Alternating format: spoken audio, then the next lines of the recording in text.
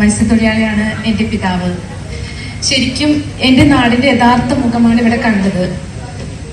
ഇന്ന് എനിക്ക് ശരിക്കും ഇത് കാണുമ്പോൾ തന്നെ എനിക്ക് ശരിക്കും വിങ്ങലുണ്ട്. കാരണം ഒരു കിടപ്പാടം നഷ്ടപ്പെട്ട ഒരവസ്ഥ വളരെ വേദന നിറഞ്ഞതാണ്. എൻ്റെ അപ്പച്ചൻ കടലിനോട് മല്ലിട്ട് കഷ്ടപ്പെട്ടുണ്ടാക്കിയ ഒരു ഭവനമാണ് എനിക്കുള്ളത്. ഇന്ന് എൻ്റെ അപ്പച്ചൻ ജീവനോടില്ല.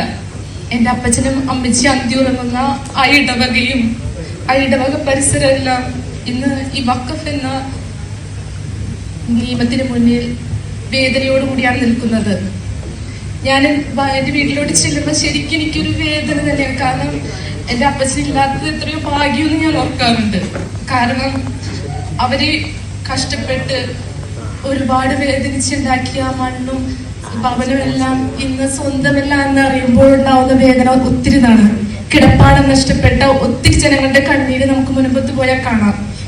എൻ്റെ ഇടവക പള്ളി ഇന്നൊരു സമരപ്പന്തലായി മാറിയിരിക്കാം. ജീവികളും ജീവന് വേണ്ടി അതിജീവനത്തിന് വേണ്ടി പോരാടിക്കൊണ്ടിരിക്കുന്ന 610 കുടുംബങ്ങളെ നമുക്ക് അവിടെ കാണാം. ഒരുപാട് കഷ്ടപ്പെട്ട് കടലിനോട് മല്ലിട്ട് ഇത്തിരി വാരിയൊക്കെയാണ് അവിടുത്തെ ഓരോ ജനങ്ങളും തന്റെ ഭവനങ്ങളും കൊച്ചു കൊച്ചു സ്വപ്നങ്ങൾ നെയ്തെടുക്കിയത്. പണ്ടുകാലത്ത് എൻ്റെ അപ്പം പറയുമായിരുന്നു, കടലെടുത്ത ഒരു പ്രദേശമായിരുന്നു ഞങ്ങളുടെ പ്രദേശം.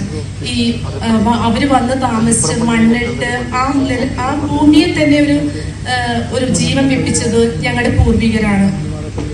അങ്ങനെ അവർ സ്വന്തമാക്കി അവർ പടുത്തുയർത്തി ആ നാടിനൊരു വികസനത്തിന്റെ വക്കിലെത്തിച്ചപ്പോൾ വഖഫ് എന്ന ഈ ഒരു നിയമം വന്നതോടുകൂടി ഒന്നും ചെയ്യാൻ പറ്റാത്ത അവസ്ഥയിലാണ് ഇന്ന് മുനമ്പത്തുള്ള ഓരോ മക്കളെ കെട്ടിച്ചു വിടുവാനോ അതുപോലെ ഭാവിയിലോട്ടുള്ള മക്കളുടെ പഠനങ്ങൾ പോലും എല്ലാം മുടങ്ങിയിരിക്കുന്നു.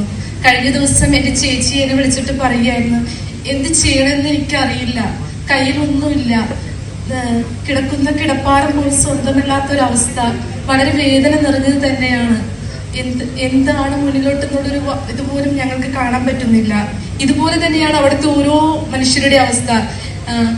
എന്റെ തൊട്ടപ്പുറത്ത് തന്നെ ഒരു ചേച്ചി ഒരു വിധവയാണ്. അവർക്കൊരു വീട് പഞ്ചായത്തിൽ നിന്ന് പണിയുന്നതിനുള്ള എല്ലാ ഇതും കിട്ടിയിട്ട് പോലും അത് മുന്നോട്ട് ചെയ്യാനുള്ള ഇത് വഖഫ് എന്ന നിയമം തടസ്സമായിട്ട് നിൽക്കുകയാണ്. ഇതുപോലെ പലർക്കും പല ബുദ്ധിമുട്ടുകളാണ്.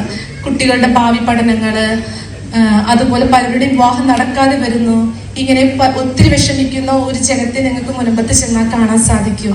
അതിനാൽ ഈ നിയമത്തിനെതിരെ മുനമ്പത്തെ ജനങ്ങൾ മാത്രമല്ല പോരാണ്ടത്, നമ്മളെല്ലാവരും പോരാടണം. ഒരിക്കൽ നമ്മുടെ വീട്ടുമുറ്റത്തും വരും ഈ വഖഫ് എന്ന നിയമം. കാരണം ഇന്ത്യ ഒട്ടാകെ ഈ നിയമം നിറഞ്ഞു നിൽക്കുന്നതാണ്. അതിനാൽ നമ്മോർക്കും മുനമ്പത്ത് മാത്രം ഒതുങ്ങുന്ന നിയമമല്ല ഇത്. ഈ നിയമത്തിനെതിരെ നമ്മൾ ശബ്ദമുയർത്തണം. അതിനാൽ നിങ്ങളാക്കുന്ന വിധത്തിൽ നിങ്ങൾ ഞങ്ങളുടെ നാട്ടിലിട്ട് വരുന്നതും ഞങ്ങളോടൊപ്പം ഐക്യദാർഢ്യം പ്രഖ്യാപിക്കുവാനും ഞാൻ ക്ഷണിക്കുകയാണ്.